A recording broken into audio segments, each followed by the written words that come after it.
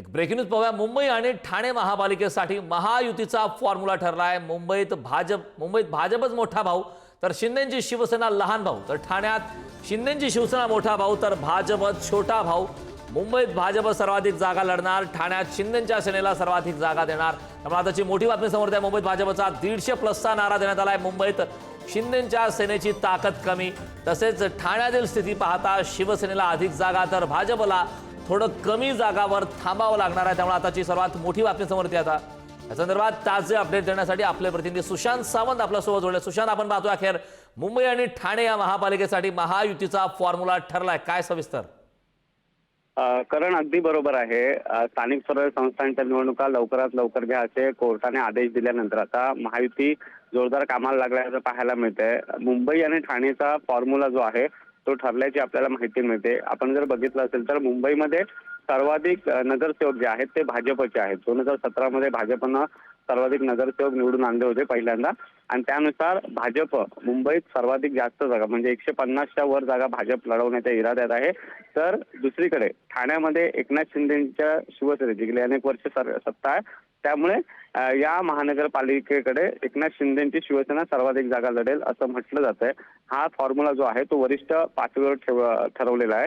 मुंबई आमची तर ठाणे तुमचं, असं खरं तर महायुतीमध्ये आणि एकनाथ शिंदेच्या शिवसेना आणि भाजपमध्ये ठरल्याची आपल्याला माहिती मिळते। लवकरच तिन्ही पक्षाचे प्रमुख नेते एकत्र बसतील, आगामी स्थानिक स्वराज्य संस्थांच्या निवडणुकांचा फॉर्म्युला ठरवतील।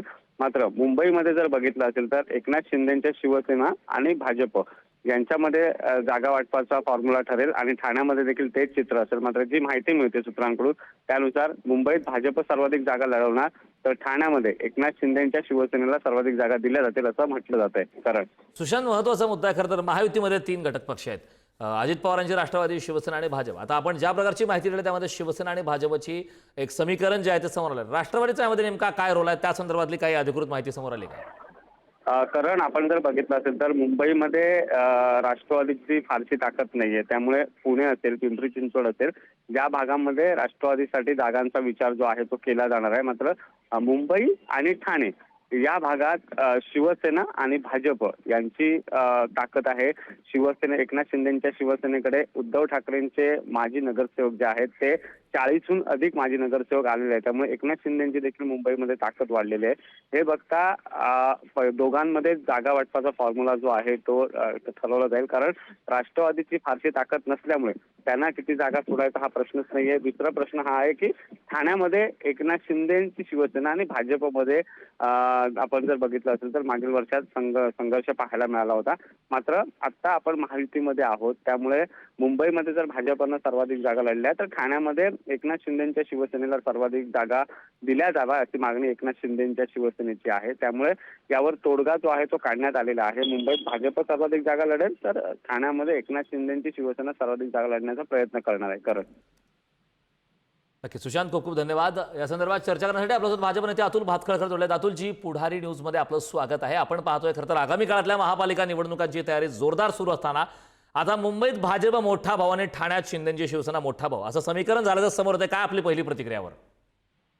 नाही, पहिली गोष्ट, मुंबई, ठाणे किंवा महाराष्ट्रातल्या सर्व स्थानिक स्वराज्य संस्थांच्या निवडणुकीमध्ये भारतीय जनता पार्टी, शिवसेना, एनसीपी आम्ही महायुती म्हणून निवडणुका लढवणार आहोत। बरोबर। जागा वाटपांचा जी चर्चा असेल ती स्थानिक पातळीवर, प्रदेश पातळीवर त्या ठिकाणी होईल। आमच्या दृष्टीने यात काही छोटा भाऊ मोठा भाऊ असं आमच्या दृष्टीने काही नाहीये। आमच्या दृष्टीने या निवडणुकीतला मुद्दा हाच आहे की केंद्र सरकार महाराष्ट्राच्या प्रगतीला फार मोठा हातभार लावत आहे। माननीय देवेंद्र फडणवीस आणि दोन्ही उपमुख्यमंत्र्यांच्या नेतृत्वाखाली राज्य सरकार वेगाने समाज जीवनातील सर्व घटकांची प्रगती करत आहे।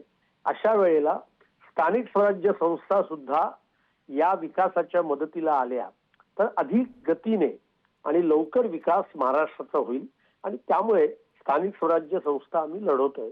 त्यामुळे छोटा भाऊ मोठा भाऊ असा आमच्या दृष्टीने काही मुद्दा नाही। अगदी अतुलजी, मात्र जागा वाटपासंदर्भात एक समीकरण ठरल्याची माहिती आली. मात्र यामध्ये एक महत्त्वाचा मुद्दा हा सुद्धा आहे की आपल्या खरं तर महायुतीमध्ये 3 पक्ष आहेत. राष्ट्रवादी, अजित पवार यांची सुद्धा राष्ट्रवादी आहे. त्यांच्या संदर्भात नेमका या जागा वाटपाच्या समीकरणामध्ये काय स्थान राष्ट्रवादीला देण्यात आलंय? अशाच प्रकारचे आडाखे तर्क हे विधानसभा निवडणुकीच्या आधी सुद्धा मांडले गेले होते. अनेकांनी तर असं म्हटलं की भांडणं होतील, चर्चा लांबेल, पण तसं काही झालं नाही. व्यवस्थित महायुती झाली बर. आणि आपण पाहिलं की महायुतीमधले आम्ही तिन्ही पक्ष आणि आमचे अन्य छोटे मित्र पक्ष आम्ही अत्यंत सामूहिकरित्याने या निवडणुका लढलो आणि त्या ठिकाणी महायुतीचं सरकार आलं. त्याचंच प्रतिबिंब हे स्थानिक स्वराज्य संस्थेमध्ये उमटेल याच्याविषयी माझ्या मनात कुठलीही शंका नाहीये. आणि त्याच्यामुळे जागा वाटप चर्चा या येणाऱ्या काळामध्ये होतील. त्या स्तरावरचे सर्व नेते मंडळी तो निर्णय करतील. नक्कीच. अतुलजी, खूप खूप धन्यवाद. आपण पुढारी न्यूजशी संवाद साधला त्याबद्दल.